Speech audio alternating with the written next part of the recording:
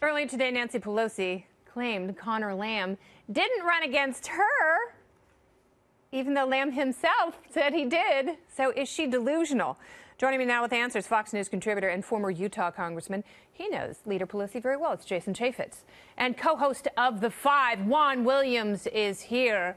Welcome, gentlemen. Good to be with you. So, Jason, I will ask you. Thank you very much for being here. Jason, I will ask you, is Nancy Pelosi the gift that keeps on giving, and what will Republicans do to keep her installed in power?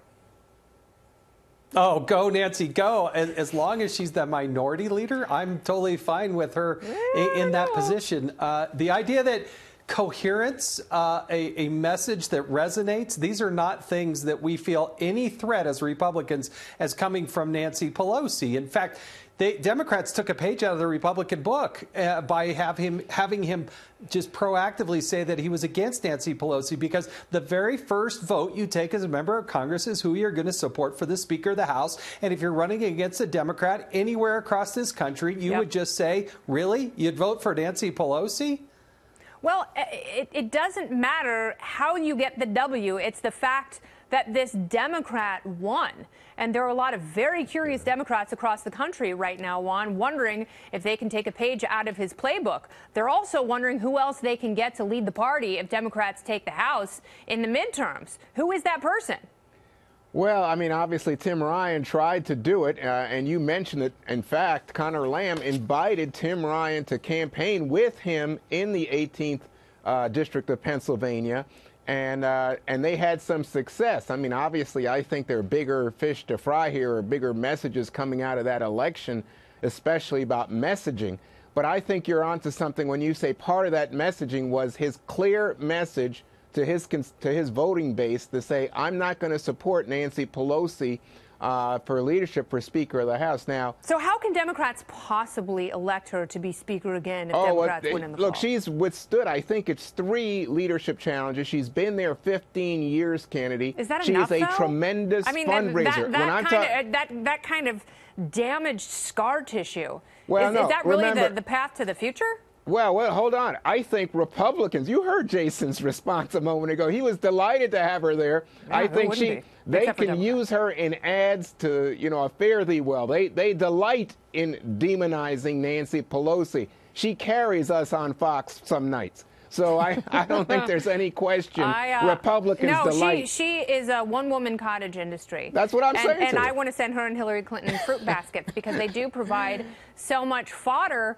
At some point, though, the one thing that I do respect about the Republican Party is there are dissenters among the ranks. And there are people, whether or not you agree with them, there are people like Rand Paul and Jeff Flake who speak truth to power when they're upset about something. You don't see that in the Democratic Party. It is all about this control. Well, wait a second. I think Rand Paul gets a lot of credit. I'm sorry, Paul Ryan. On and on, Juan. I'm going to go to Jason because you got your chance. Hold on. Okay. Jason. Well, and Juan touched on it, is because she's the most prolific fundraiser in the history of the United States Congress. Get out of line with her and your fundraising and it's going to dry up. The only reason that she continues to enjoy that top spot is because she is the most prolific fundraiser. It does not, her San Francisco roots do not resonate across the country, certainly not in Western Pennsylvania. God, it's good to be rich, though. Let's be completely honest about that. All right, Juan, so where do we go from there? Does this actually change the midterms? Because there has been so much news this week. It's almost like the Connor Lamb story is shrunken by comparison.